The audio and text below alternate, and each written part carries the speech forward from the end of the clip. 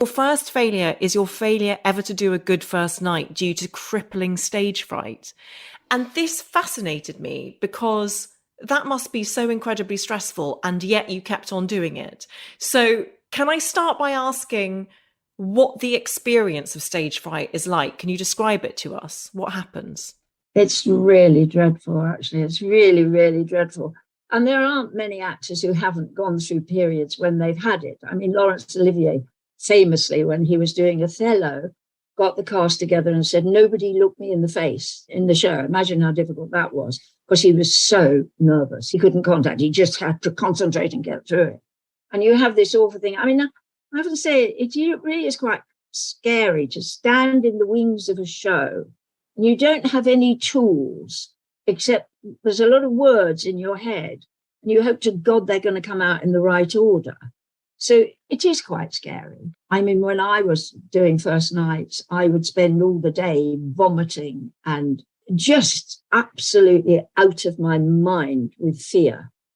And it would certainly go right up until the last minute of going on. And sometimes with me, it continued while I was on stage.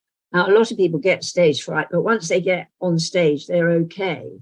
But I, for many years, wasn't okay. And therefore, I never really did a good first night. It was always just getting through it and being very tense, and it would affect your voice. I mean, I've done lots of musicals, and of course, being tense is a disaster for your voice.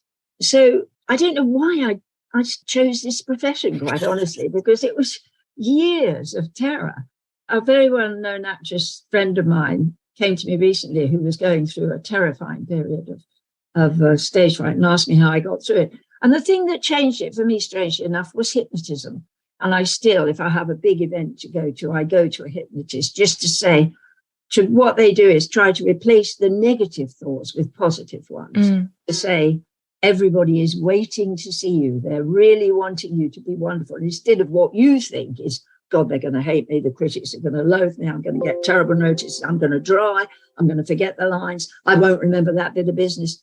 You know, your head is full of that. So what a hypnotist does is force you to push those thoughts aside and start thinking positively.